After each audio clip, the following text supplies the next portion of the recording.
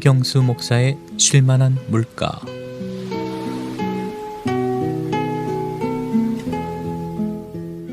시카고 기독교 방송국 애청자 여러분, 안녕하십니까?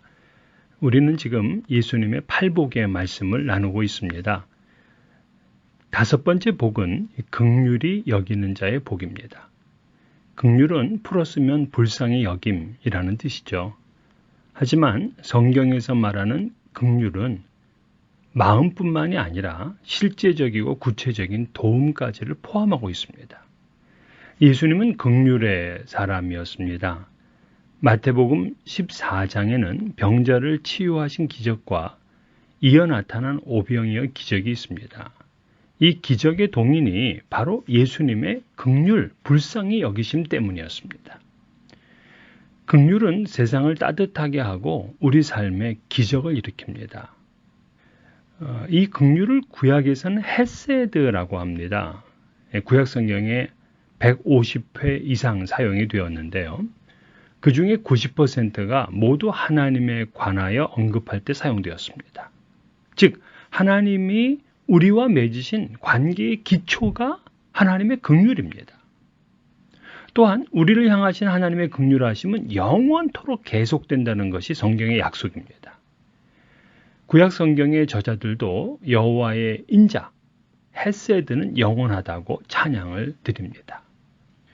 하나님의 긍휼은 출애굽 사건이나 유다 백성들의 바벨론 포로 귀환 등으로 나타났습니다.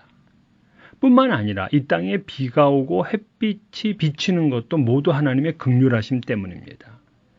하나님의 긍휼이 없다면 우리는 하나님께 나아갈 수도 없고 친밀할 수도 없습니다.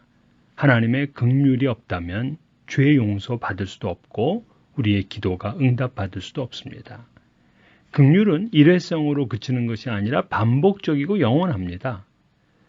10여 년 전 동일본 대지진으로 일어난 엄청난 쓰나미 피해를 보고 한국 국민들의 마음이 움직였던 적이 있습니다.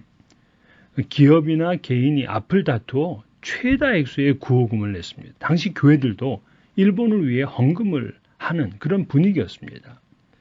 그런데 얼마 후 독도가 일본 땅이라는 일본 교과서의 승인 소식을 듣고는 그 마음이 싸늘하게 식어버렸습니다. 심지어 낸 것도 돌려달라고 한 사람들도 있습니다.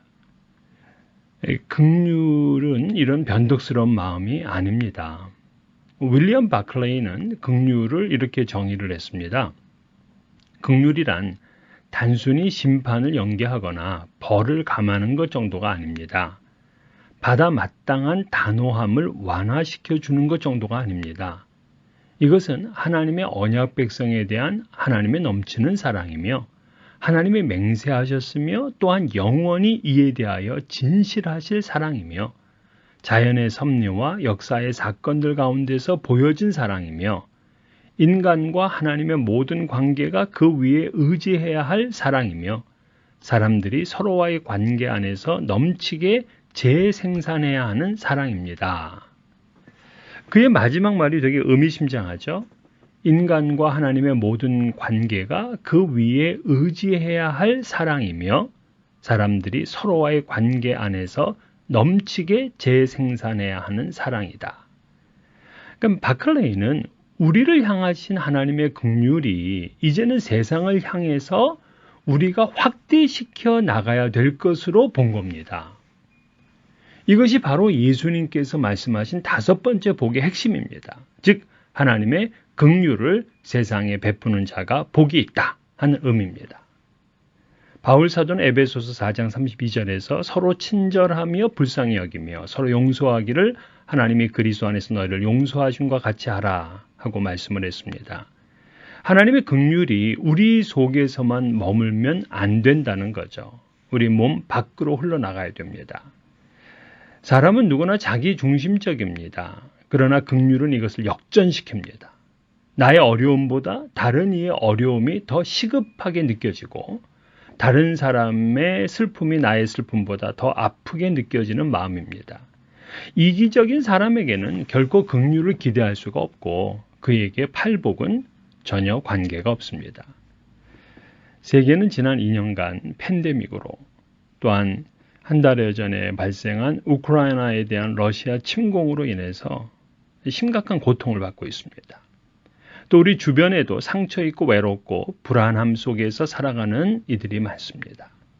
그들을 긍휼히 여김으로 하나님의 복을 받는 여러분 되시기를 소망합니다.